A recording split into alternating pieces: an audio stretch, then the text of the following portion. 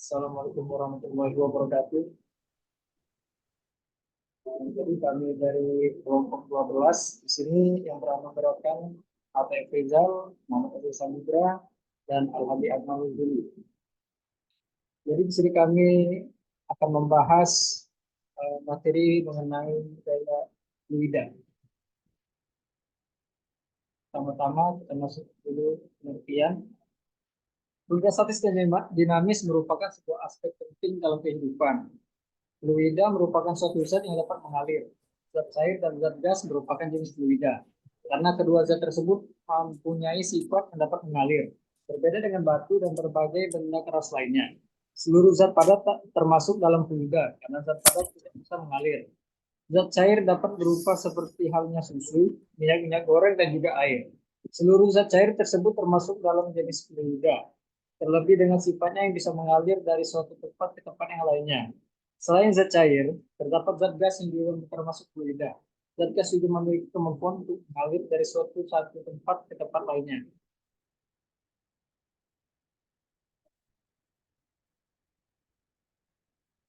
Fluida dinamis. Besaran dalam fluida dinamis, debat aliran sama dengan Q. Jumlah volume fluida yang dapat mengalir dalam kesatuan waktu. Atau Q sama dengan AV per AT. Sama dengan AV per AT per AT sama dengan AV. Yang dimana Q sebagai debit aliran, A sebagai luas penampang, V sebagai laju aliran fluida. Aliran fluida sering dinyatakan dalam debit aliran Q sama dengan V per T, di mana Q sebagai debit aliran, V sebagai volume nanti selang waktu. Hukum fluida dinamis. Pertama ada hukum kontinuitas. Misalnya dalam peristiwa menyiram bunga, air yang mengalir dari selang yang ujungnya ditekan akan mengalir dengan lebih cepat. Maka bisa demikian, hal tersebut disebabkan karena adanya fenomena hukum kontinuitas pada fluida yang mengalir. Hukum kontinuitas menyatakan bahwa debit air yang mengalir pada titik-titik sepanjang aliran selang ialah konstan atau sama. Secara matematis dapat dituliskan sebagai berikut. Q1 sama dengan Q2 sama dengan Q3 dan seterusnya sampai dengan konstan. Yang kedua ada hukum Bernoulli.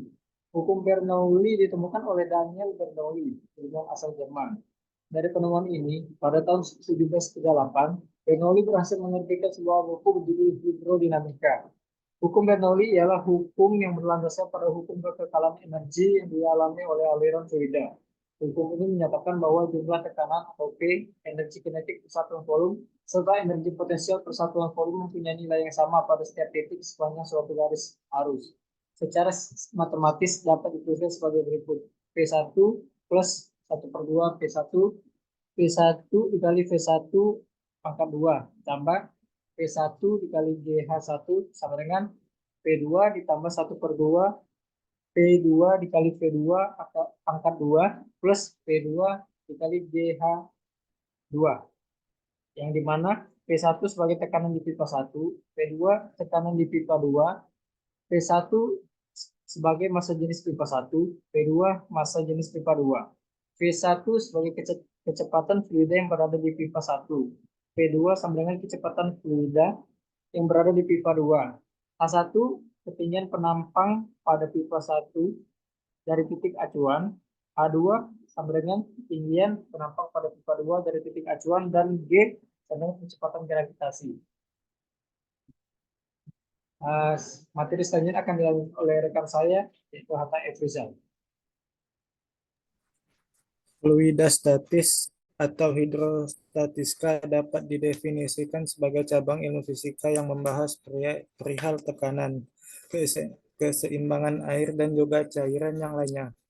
Cairan yang berada di dalam keadaan diam menciptakan masalah yang jauh dari kata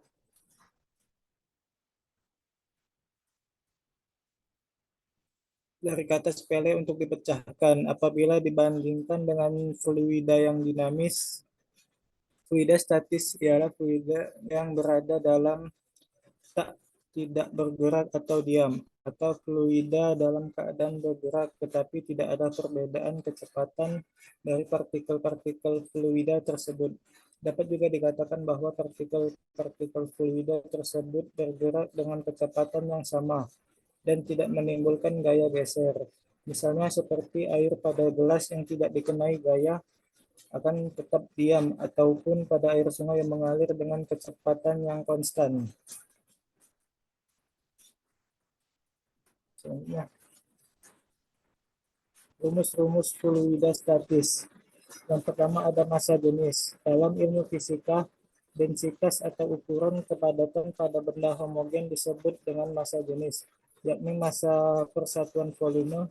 Semakin tinggi volume massa jenis dari suatu benda, maka semakin besar pula massa dari tiap-tiap volumenya. Hal ini memiliki fungsi untuk menentukan zat. Tiap-tiap zat memiliki massa jenis yang berbeda. Secara matematis, massa jenis dapat dituliskan sebagai berikut, yaitu P sama dengan M per T. Keterangan M yaitu massa, V itu volume, dan P itu massa jenis. Jika P dari air lebih besar dari P benda, maka benda akan mengapung. Apabila P keduanya sama besar, maka benda akan melayang di dalam air. Akan tetapi, jika P benda lebih besar daripada P air, maka benda akan tenggelam. Yang kedua ada tekanan hidrostatis. Tekanan ini berada pada titik kedalaman berapapun, tak akan dipengaruhi oleh berat air, kesan permukaan air, ataupun bentuk dari bejana air. Tekanan hidrostatis hanya akan dipengaruhi oleh luas dari objek yang menerimanya atau kedalaman ukur. Tekanan hidrostatis menekan ke berbagai arah merupakan gaya yang diberikan pada luasan yang dapat dihitung atau diukur berdasarkan pada kedalaman dari objek. Secara sistematis dapat dituliskan sebagai berikut, yaitu pH sama dengan P kali G dikali H. Dengan keterangan P yaitu massa jenis air, G besar percepatan gravitasi, dan H titik kedalaman yang diukur dari permukaan air. Satuan yang digunakan adalah N per M kuadrat atau Pascal. Ada juga tekanan yang disebut sebagai tekanan mutlak. Tekanan mutlak adalah tekanan total yang dialami oleh objek yang berada di dalam air. Rumusnya P sama dengan pH ditambah P ATM. P ATM merupakan tekanan atmosfer.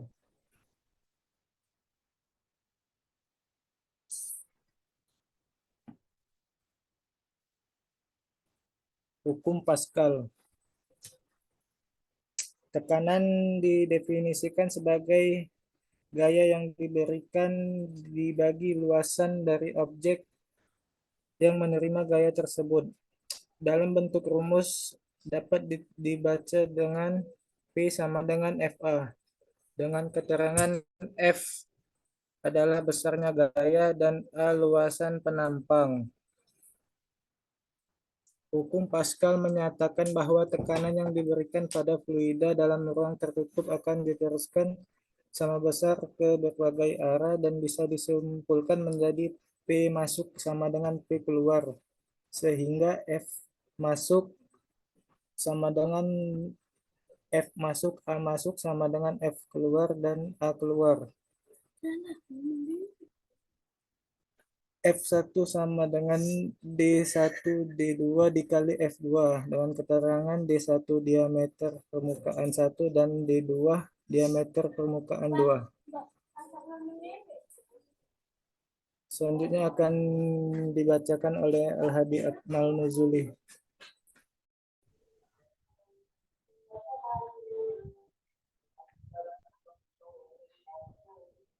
Baik, terima kasih. Selanjutnya yaitu pembahasan soal. Yang pertama ada soalnya, sebuah tangki berbentuk prisma segitiga memiliki alas segitiga dengan panjang alas A sama dengan 4 meter, dengan tinggi H sama dengan 6 meter, dan lebar di dasari B sama dengan 2 meter. Tangki tersebut diisi dengan air sehingga kedalaman D sampai gaya total yang dikerahkan oleh fluida pada salah satu sisi segitiga pada alas tangki jika kepadatan air adalah P sama dengan 1000 kilogram per M pangkat 3 dan percepatan gravitasi G sama dengan 9,8 M per S pangkat kuadrat. Penyelesaiannya yaitu kita dapat menggunakan teorema Pascal yang dimana rumus matematisnya yaitu F sama dengan integral dengan batas B, batas atas B, batas bawah 0 dikali P, dikali D, dikali A. Selanjutnya.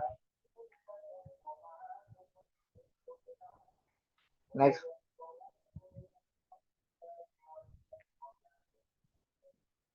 Karena luas segitiga beroperasi dengan posisi X, kita harus mengadaptasikan D kali A dalam hal X. Untuk segitiga D kali X, A sama dengan DX kali Y, di mana Y adalah tinggi segitiga pada posisi X, kita dapat menghitung Y menggunakan persamaan garis miring, yang di mana Y sama dengan H per B dikali X. Untuk menemukan tekanan P pada kedalaman X, kita dapat menggunakan tekanan hidrostatis, yang dimana P sama dengan P kali G kali H min dikurang X. Sekarang kita dapat menggabungkan semua ini untuk menghitung gaya total F, yang dimana rumusnya F dikali integral dengan batas B atas B dengan batas bawah 0 dikali P dikali D dikali A, yang dimana hasilnya yaitu rumusnya yaitu integral batas atas B, batas atas bawah 0, P dikali G dikali H dikurang X dikali H per B dikali X dikali DX. Selanjutnya.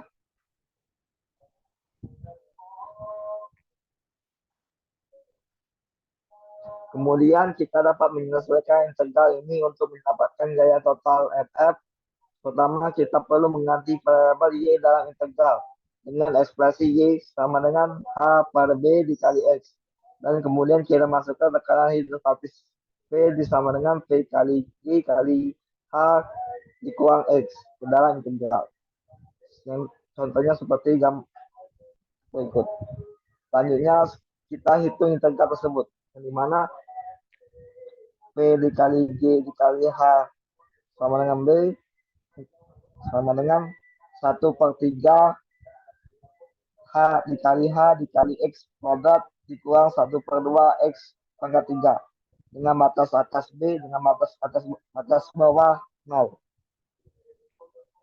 sama dengan P dikali G dikali H dikali H per B sama dengan kurung 1/3 H per H kali B kuadrat dikurang 1/2 B pangkat 3, yang dimana sama dengan P dikali G dikali H per B dikali 1/3 H dikali 1/3 dikali H dikali B kuadrat dikurang 1/2 dikali B pangkat 3 sama dengan 1000 kg per M pangkat 3 dikali 9,8 M pangkat S M per S kuadrat dikali 6/2, yang dimana di dalam garis kurung 1/3 dikali 6 dikali 2 pangkat 2 dikurang 1/2 dikurang 2 pangkat 3,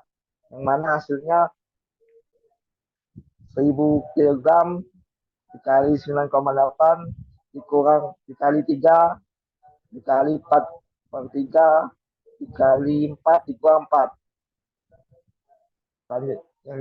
Yang disederhanakan yaitu 1000 kg dikurang 9,8 M S kuadrat dikali 3 dikali 16/3 dikurang 4. Dan dimana kita persamakan 16/3 itu jadi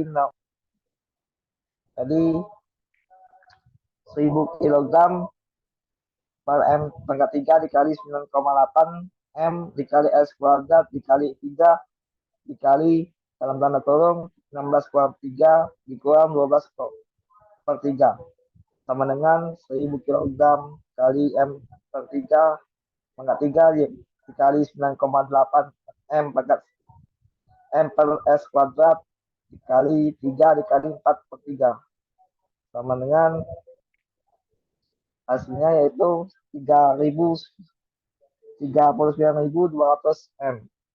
Oh gaya. Selanjutnya,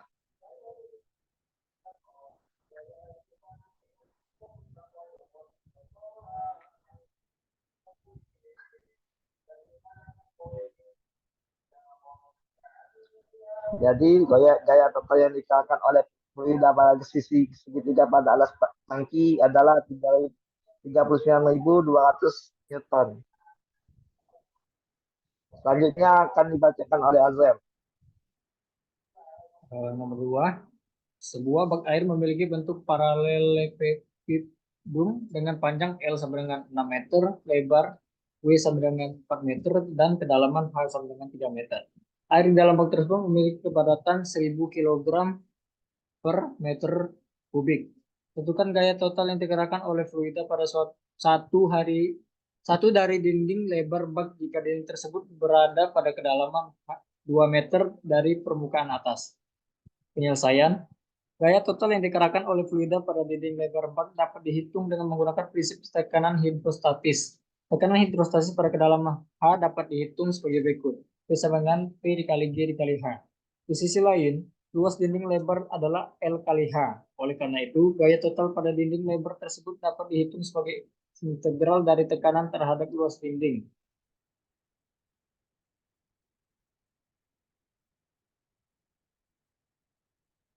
Jadi rumusnya di sini. F sama dengan integral H 0 P dikali dA sama dengan integral H 0 P dikali G dikali H dikali W dikali dH sama dengan P dikali G dikali W integral H 0 H dikali dH. P dikali G dikali W dalam kurung 1/2 H kuadrat H 0 sama dengan P dikali G dikali W dikali setengah H kuadrat sama dengan 1000 kg per meter kubik dikali 9,8 meter per second kuadrat dikali 4 meter dikali setengah dikali 3 meter kuadrat sama dengan 1000 dikali 9,8 dikali 4 dikali setengah dikali 9 sama dengan 1000 dikali 4,9 dikali 9 yang menghasilkan 44.100 Newton. Jadi gaya total yang dikerahkan oleh fluida pada satu dari dinding lebar bak adalah 44.100 Newton. Jadi kesimpulannya adalah fluida statis dan dinamis merupakan sebuah aspek penting dalam kehidupan. Fluida merupakan suatu zat yang dapat mengalir. Zat cair dan zat gas merupakan jenis fluida karena kedua zat tersebut mempunyai sifat yang dapat mengalir. Berbeda dengan batu dan berbagai benda keras lainnya. Seluruh zat padat tak termasuk dalam fluida karena zat padat tidak bisa mengalir. Zat cair dapat berupa seperti halnya susu, minyak goreng, dan juga air. Seluruh zat cair tersebut termasuk dalam jenis fluida, terlebih dengan sifatnya yang bisa mengalir dari satu tempat ke tempat lainnya. Selain zat cair, terdapat zat gas juga termasuk fluida. Zat gas juga memiliki kemampuan untuk mengalir dari satu tempat ke tempat lainnya. Baiklah, mungkin itu saja yang bisa kami bertiga sampaikan. Jika ada kekurangan materi ataupun kesalahan, bisa dimaklumi. Wabillahi taufiq wal hidayah. Wassalamualaikum warahmatullahi wabarakatuh.